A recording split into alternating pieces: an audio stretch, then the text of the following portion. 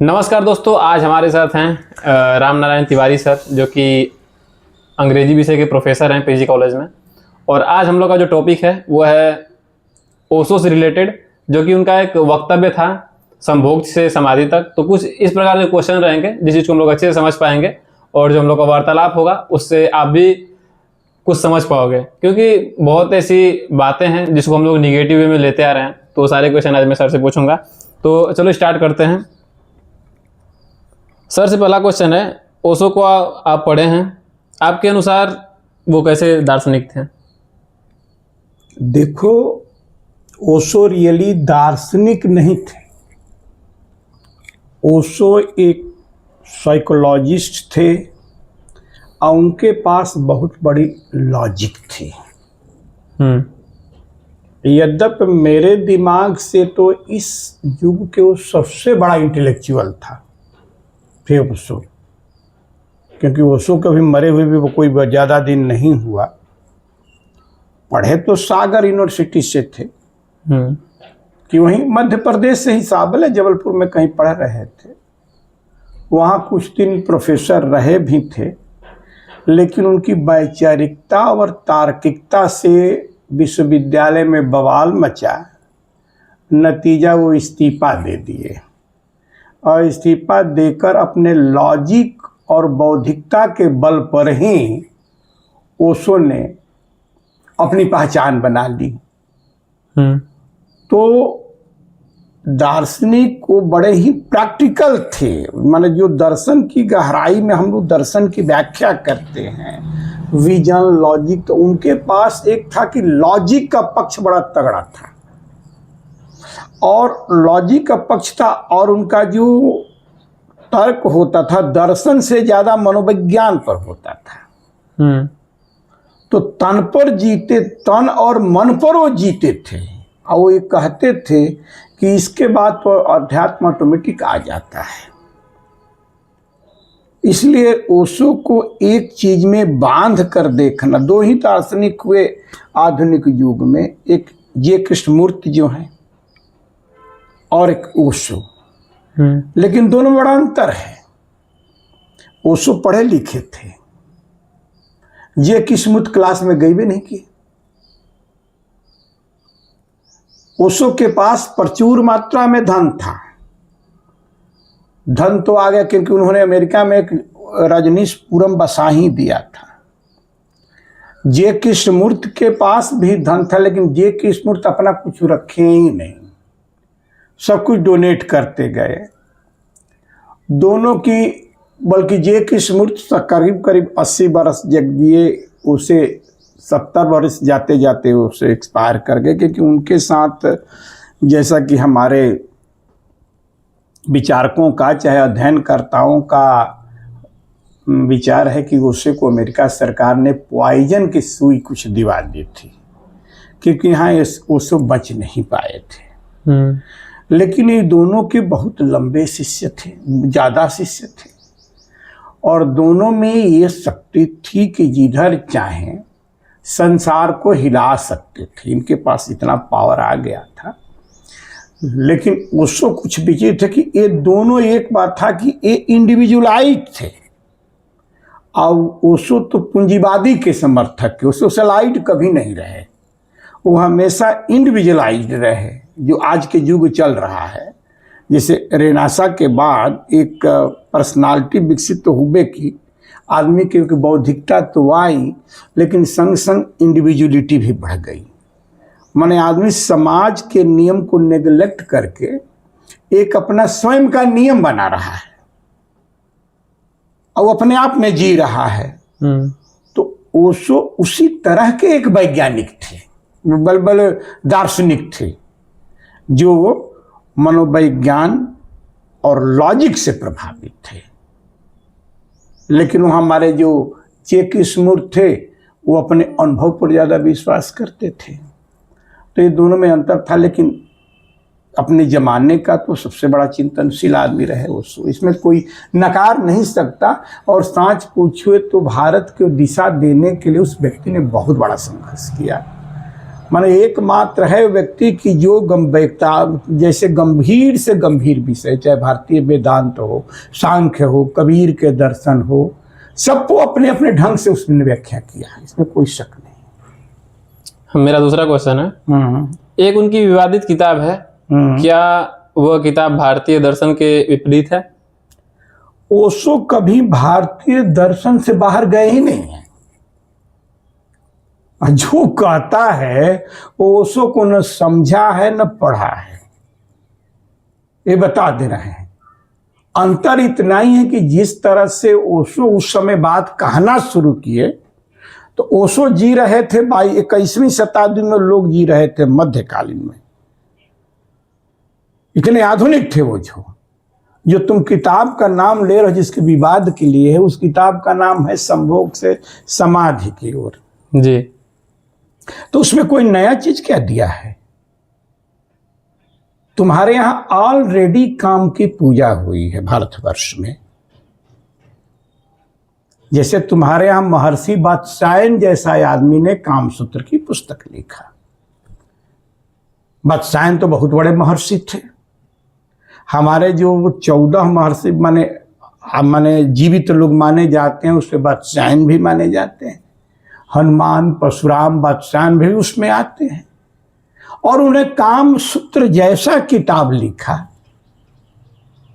कि वो कहते थे कि, चाहे रजनीश भी यही कहते थे, ओशो भी यही कहते थे कि इसी से दुनिया का निर्माण हुआ है। ऐसा भी कोई आदमी है जो इससे बाहर है? नहीं, बात तो है। तो अगर ये खराब हो जाएगा तो फिर सृष्टि को हम बचा कैसे पाएंगे? सुने कभी ना, हमारे शास्त्र में भी, हमारे वेद में भी काम शक्ति को ही पहली शक्ति मानी गई। भगवान की एक इच्छा हुई, ब्रह्म की एक इच्छा हुई कि हम अपना विस्तार करें। इच्छा क्या है? वो काम की ही शक्ति है। और तुम्हारे यहां काम की ही पूजा की गई। शंकर जी के मंदिर में चलो, वहां मूर्ति नहीं, वहां लिंग और अर्घा की पूजा होती है। क्योंकि हमारे यहां माना गया कि काम सृजन है। सामान्य नियम के अनुसार अगर आदमी काम करता है तो पवित्र है, इसीलिए गृहस्थ आश्रम को ही सबसे बड़ा आश्रम माना गया। और गृहस्थ आश्रम वाले जोगी ही सबसे बड़े जोगी हो। उठा करके देख लो हमारे राजा जनक को, सबसे बड़े जोगी राज माने जाते हैं। सन्यासी विदेह कहा गया उनको, क्यों विदेह थे। अपने देह को अपने देह के लिए विदेह, दूसरे के देह अपने चलते थे बेचारे, वो अपने देह में नहीं थे, देह से अलग रहते थे वो। तो तुम्हारे भाई यहाँ इस देश में तो काम पूजनीय रहा है भाई। और ओशो कहीं तुम्हारे भारतीय दर्शन से बाहर नहीं गए हैं। वो यही कहे हैं कि काम पूजनीय है, कामुकता खराब है। भाव पूजनीय है, भावुकता खराब है। जो आजकल इस सृष्टि चल रही है, काम में न जीकर कामुकता में जी रही है, इसलिए बेचैन है। रजनीश को समझ नहीं रही है। और ओशो ने कभी बात नहीं कहा, वो कहा कि दोनों के परिणति जो होती है उसमें साम्यता है, संभोग में।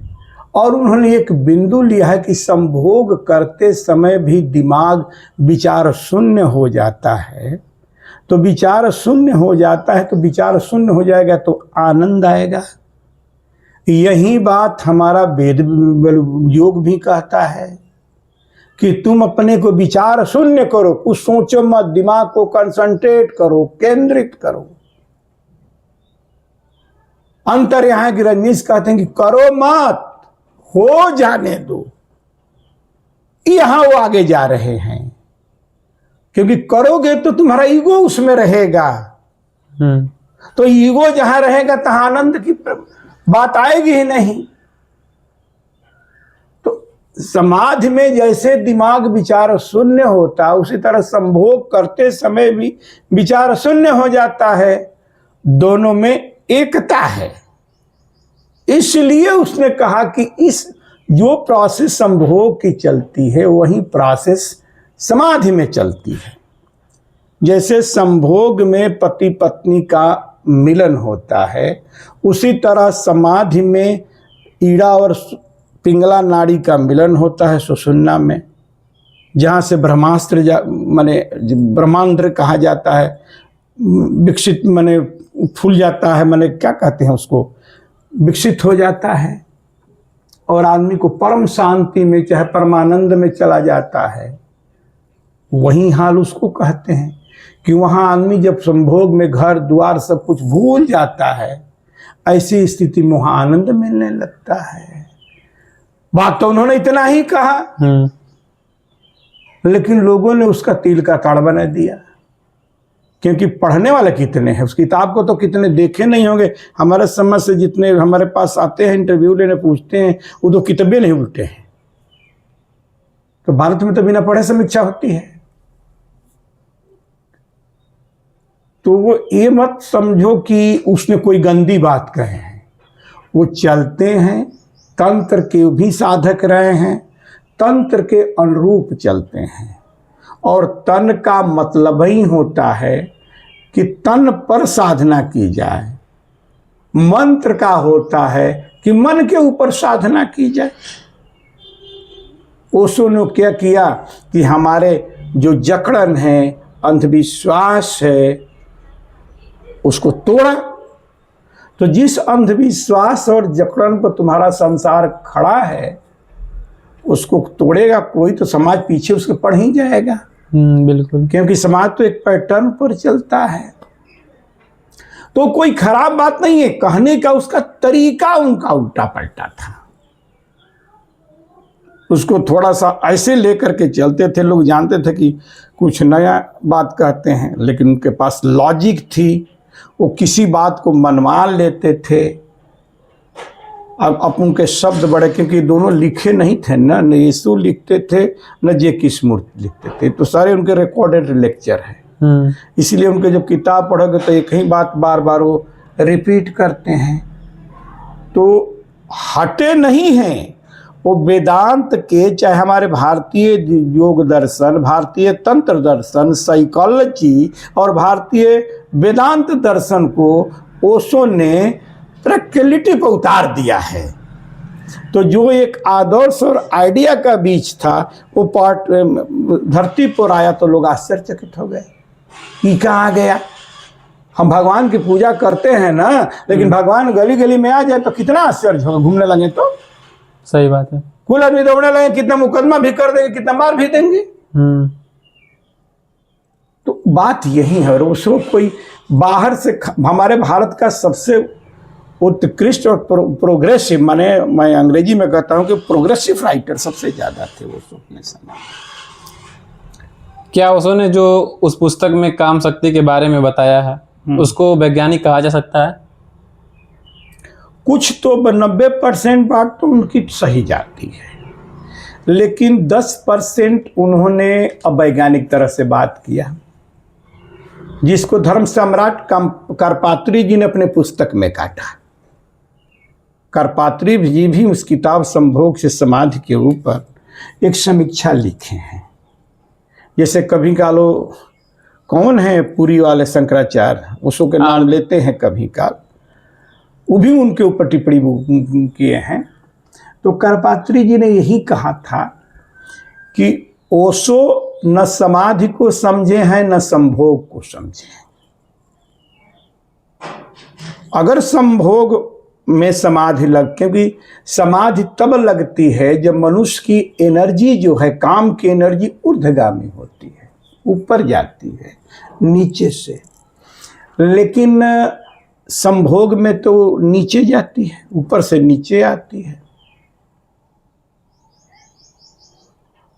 फिर समाधि में एनर्जी बलवान होती है, माने ऊर्ध्वगामी होती तो बलवान होती है, उसमें विस्तार होता है।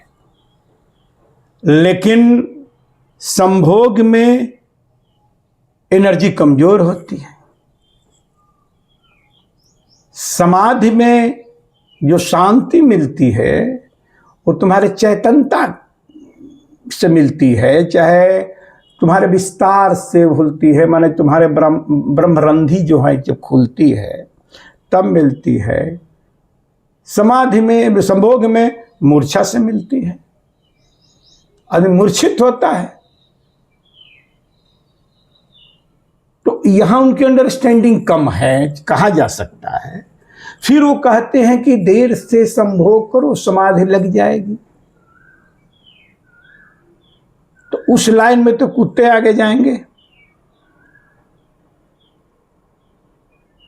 अगर जल्दी जल्दी करो तो समाज तभी तो गरवैया आगे चले जाएंगे। तो ये जो उनकी जो रास्ता उन्होंने बताया, यहां ऑब्जेक्शन हो सकता है। लेकिन अंततोगत्वा क्योंकि मैं देखता हूं कि संभाधि जो व्यक्ति लेता है, योगासन जो व्यक्ति करता है, तो उसका जो सांस, प्राण का कंपन जो है सांस के कंपन से आगे निकल जाता है। लेकिन संभोग में तो सांस का कंपन आगे आ जाता है, प्राण का कंपन तो कमजोर हो जाता है। तो ऐसे विषम स्थिति में ये कहा जाए कि संभोग और समाधि एक है, एक नहीं हो सकती। हाँ, इतना जरूर कहा जाता है कि जो कुछ साम्यता है विचार शून्यता की और एक स्वतंत्रता आ जाती है, आदमी सीमा विहीन हो जाता है, सारे बैरियर टूट जाते हैं, तो यहां थोड़ी साम्यता तो दिखाई देती है। और तो मुझे दिखाई नहीं देती। यहां रजनीश